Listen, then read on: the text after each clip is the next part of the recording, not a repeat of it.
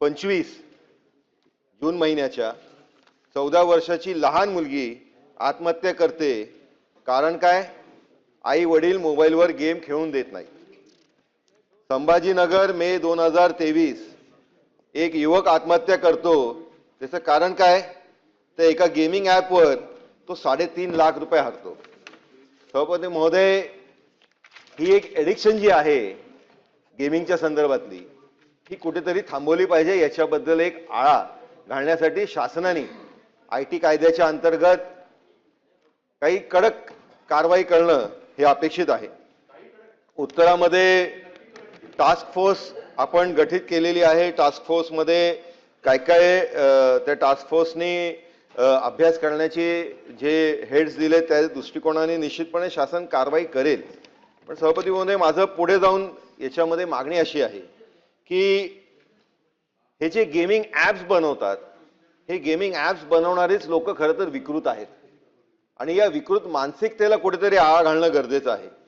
हे या मुलांना गेमिंग ॲप्सच्या माध्यमाने आत्महत्या करण्यासाठी त्या तिकडे प्रवृत्त करतात आणि त्याच्यामुळे या लोकांवरती आपण गुन्हा नोंदवून याच्यामध्ये आपण कडक सेक्शन्स घालून कारवाई करणं ही सभापती महोदय अपेक्षित आहे. आणि त्याच्यामुळे नुसतं बॅन करून सभापती महोदय चालणार नाही.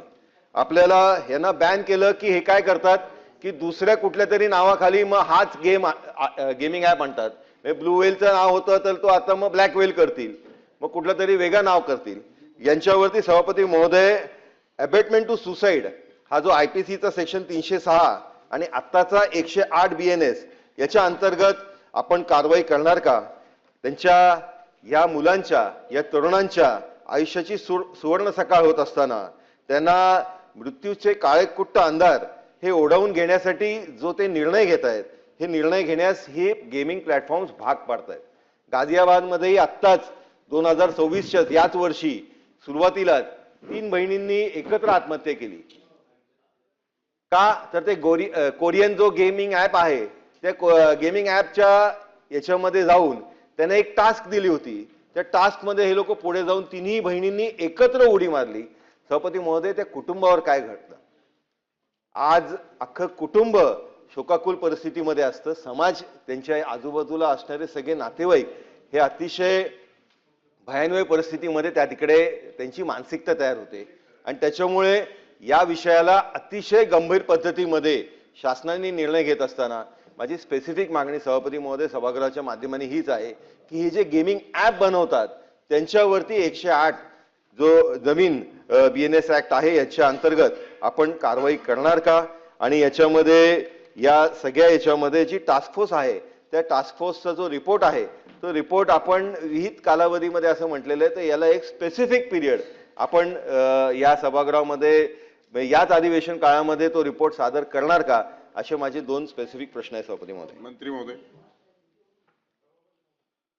सभापती महोदय, सन्माननीय सदस्य निरंजन डावखरे आणि सन्माननीय अन्य सदस्य आणि आपण दुसरी लक्षवेधी 6 ती याच्यावर क्लब केले ते सन्माननीय सदस्य संजय किणेकर यांनी जो उपस्थित केलेला प्रश्न अतिशय गंभीर प्रश्न आणि मला असं वाटतं की आपण आज सदनात प्रश्न उपस्थित करून खऱ्या अर्थाने जे भूमिका मांडली ती खऱ्या अर्थाने सगळ्यांची चिंतेची बाब आहे. सभापती महोदय, उत्तरामध्ये आम्ही स्पष्टच म्हटले की या सगळ्या गोष्टीवर सरकार गंभीर आहे, नंबर 1.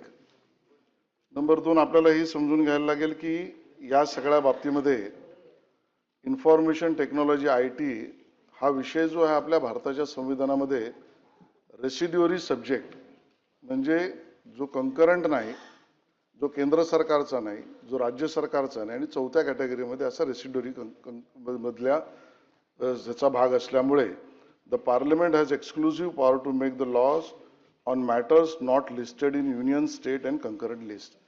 म्हणून रेसिड्युअरी पॉवरमध्ये असल्यामुळे या विषयामध्ये भारताच्या संविधानात आणि केंद्र सरकारला कायदा करण्याचा अधिकार आहे. सभापती महोदय, म्हणून आपण इथे शांत बसणार आहोत का? तर नाही.